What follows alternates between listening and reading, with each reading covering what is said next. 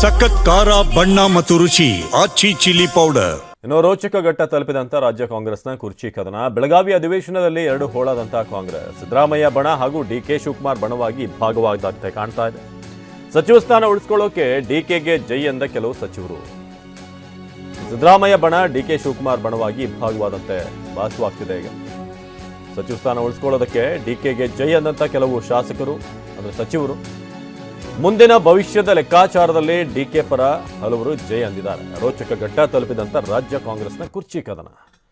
ಬೆಳಗಾವಿ ಅಧಿವೇಶನ ಎಲ್ಲವೂ ಕೂಡ ಬ್ರೇಕ್ಫಾಸ್ಟ್ ಮೀಟಿಂಗ್ ಆದಮೇಲೆ ತಣ್ಣಗಾಯಿತು ಅನ್ನೋ ಒಂದು ಸಂದರ್ಭದಲ್ಲಿ ಈಗ ಇಲ್ಲ. ಬೆಳಗಾವಿಗೆ ಹೋದ್ಮೇಲೆ ಹೇಗೆ ಉತ್ತರ ಕರ್ನಾಟಕದಲ್ಲಿ ಕಾವೇರಿ ಇರುತ್ತೋ, ಬಿಸಿಲು ಹೆಚ್ಚಾಗಿರುತ್ತೋ, ಹಾಗೆ ಇಲ್ಲಿ ಹೋದ್ಮೇಲೆ ಇನ್ನೂ ಕೂಡ ಈ ಬಣಗಳ ನಡುವೆ ಕಾವು ಜೋರಾದ ಹಾಗೆ ಕಾಣಿಸ್ತಾ ಇದೆ.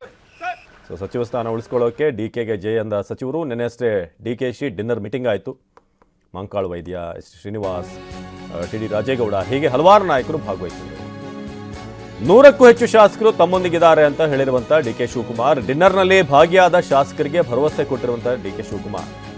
ಸಿದ್ದರಾಮಯ್ಯ ಪರ ನಿಂತಿರುವಂಥ ಸಚಿವರ ಲಿಸ್ಟ್ ಮಾಡಿರುವಂಥ ಡಿಕೆಶಿ. ಹೈಕಮಾಂಡ್ ಮುಂದೆ ನಂಬರ್ ಗೇಮ್ ಪ್ರದರ್ಶನಕ್ಕೆ ಈಗ ಸಜ್ಜಾಗಿರೋದು. ಶಾಸಕರ ಸಂಖ್ಯೆ ಮುಖ್ಯವಾದರೆ ಅದಕ್ಕೂ ಸೈ ಎಂದಿರುವಂಥ ಡಿಸಿಎಂ. ಹೈಕಮಾಂಡ್ ಬುಲಾವ್ಗಾಗಿ ಕಾದು ಕುಳಿತಿರುವಂಥ ಡಿಸಿಎಂ ಡಿಕೆ. 100ಕ್ಕೂ ಹೆಚ್ಚು ಶಾಸಕರು ತಮ್ಮೊಂದಿಗಿದ್ದಾರೆ ಅಂತ ಡಿಕೆ ಶಿವಕುಮಾರ್ ಹೇಳಿದ್ದಾರೆ. ಅಲ್ಲಿಷ್ಟೊಂದ್ಸಲ ನೋಡ್ಬೇಕು ಅದು ಯಾರ್ಯಾರಿದ್ದಾರೆ ಅನ್ನೋದ್ರ ಬಗ್ಗೆ ಕೂಡ ಕುತೂಹಲ ಇರುತ್ತೆ. ಯಾಕಂದರೆ ರಾಜಕೀಯ ವಲಯದಲ್ಲಿ ಬಹಳಷ್ಟು ಚರ್ಚೆಗೆ ಗ್ರಾಸವಾಗಿರುವಂಥ ವಿಚಾರ. ಬೆಳಗಾವಿಯಿಂದ ಪ್ರಸನ್ನ ಈ ಬಗ್ಗೆ ಹೆಚ್ಚಿನ ಮಾಹಿತಿಯನ್ನು ನೀಡ್ತಾರೆ. ಪ್ರಸನ್ನ, ಇದೀಗ ಗಮನಿಸ್ತಾ ಇದ್ದೀವಿ, ಈ ಬ್ರೇಕ್ಫಾಸ್ಟ್ ಮೀಟಿಂಗ್ ಆದಮೇಲೆ ಎಲ್ಲ ತಣ್ಣಗಾಯಿತು, ಅಲ್ಲಿಗೆ ಮ್ಯಾನೇಜ್ ಮಾಡಿದೆ ಹೈಕಮಾಂಡ್ ಅಂತ ಅನ್ನಿಸ್ತು. ಆದರೆ ಈಗ ಬೆಳಗಾವಿಗೆ ಹೋದ್ಮೇಲೆ ಆಗಲೇ ನಾನು ಹೇಳಿದ ಹಾಗೆ ಹೇಗೆ ಅಲ್ಲಿ ತಾಪಮಾನ ಹೆಚ್ಚಾಗಿರುತ್ತೋ ಹಾಗೆ ಅಲ್ಲೂ ಕೂಡ ಪರಿಸ್ಥಿತಿಯನ್ನು ನೋಡ್ತಾ ಇದ್ದೀವಿ. ಈಗ ಈ ಅಧಿವೇಶನ ಸಂದರ್ಭದಲ್ಲಿ ಹಾಗೆ ಕಂಡು ಬರ್ತಾ ಇದೆ.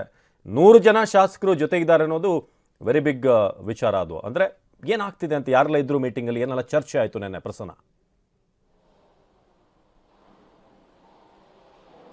ಅವಿನಾಶ್, ನಾವು ಮೊದಲೇ ಹೇಳಿದ್ವಿ ಬ್ರೇಕ್ಫಾಸ್ಟ್ ಮೀಟಿಂಗ್ ಅನ್ನುವಂಥದ್ದು ಕೇವಲ ಒಂದು ಸ್ಟೇಜ್ ಮ್ಯಾನೇಜ್ಮೆಂಟ್ ಅನ್ನುವಂಥದ್ದನ್ನ, ಅಧಿವೇಶನಕ್ಕಿಂತ ಮುಂಚೆ ಒಂದು ಗೊಂದಲಗಳು ಇಲ್ಲ ಅನ್ನುವಂಥ ಕೇವಲ ಮೆಸೇಜ್ ಕೊಡೋದಕ್ಕೆ ಮಾತ್ರ ಬ್ರೇಕ್ಫಾಸ್ಟ್ ಮೀಟಿಂಗ್ ಮಾಡಿದಂತೆ ಕಾಣಿಸ್ತಾ ಇದೆ. ಅದಾದ ಬಳಿಕ ನಡೆದಂಥದ್ದು ಸಾಲು ಸಾಲು ಡಿನ್ನರ್ ಮೀಟಿಂಗ್ಗಳು, ಲಂಚ್ ಮೀಟಿಂಗ್ಗಳು. ಇದೀಗ ಡಿ ಕೆ ಶಿವಕುಮಾರ್ ಅವರ ಪರವಾಗಿಯೂ ಇದ್ದಂತಹ ಶಾಸಕರು ಎಲ್ಲರೂ ಕೂಡ ನಿನ್ನೆ ಒಂದು ಡಿನ್ನರ್ ಮೀಟಿಂಗ್ ಅನ್ನು ಆಯೋಜನೆ ಮಾಡಿದ್ದಾರೆ. ಯತೀಂದ್ರ ಸಿದ್ದರಾಮಯ್ಯ ಕೊಟ್ಟಂತಹ ಹೇಳಿಕೆಯ ಬೆನ್ನಲ್ಲೇ ನಡೆದಂತಹ ಈ ಡಿನ್ನರ್ ಮೀಟಿಂಗ್ ಬಹಳ ಗಮನ ಸೆಳೀತಾ ಇದೆ. ಮತ್ತು ಕಾಂಗ್ರೆಸ್ ಎರಡು ಹೋಳಾಗಿದೆ, ಇಬ್ಬಾಗ ಆಗಿದೆ ಅನ್ನುವಂಥದ್ದು ಅತ್ಯಂತ ಸ್ಪಷ್ಟವಾಗಿ ಗೊತ್ತಾಗ್ತಾ ಇದೆ.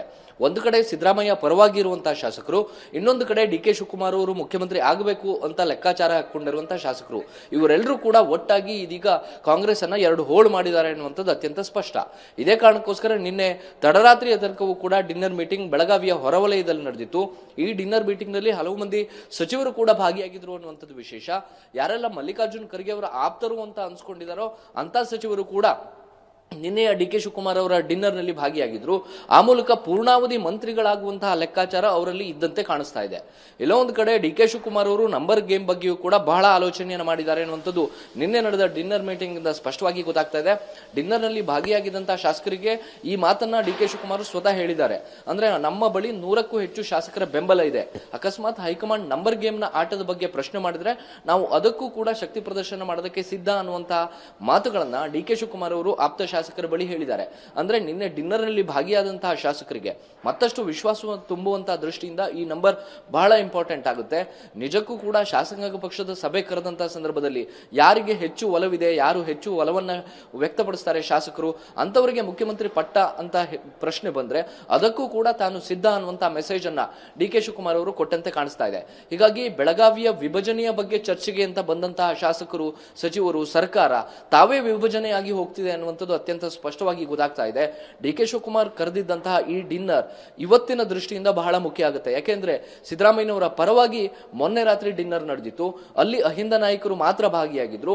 ಸಿದ್ದರಾಮಯ್ಯನವರೇ ಅಹಿಂದ ನಾಯಕ, ಮುಂದಿನ ದಿನಗಳಲ್ಲಿ ಅವರಿಗೆ ನಮ್ಮ ನೈತಿಕ ಬೆಂಬಲ ಇರುತ್ತೆ, ಏನೇ ಆದ್ರೂ ನೀವು ಮುಂದುವರಿರಿ ಅನ್ನುವಂತಹ ಮೆಸೇಜ್ ಅನ್ನ ಅಹಿಂದ ನಾಯಕರು ಸಿದ್ದರಾಮಯ್ಯನವರಿಗೆ ಮೊನ್ನೆ ನಡೆದಂತಹ ಡಿನ್ನರ್ ನಲ್ಲಿ ಕೊಟ್ಟಿದ್ರು.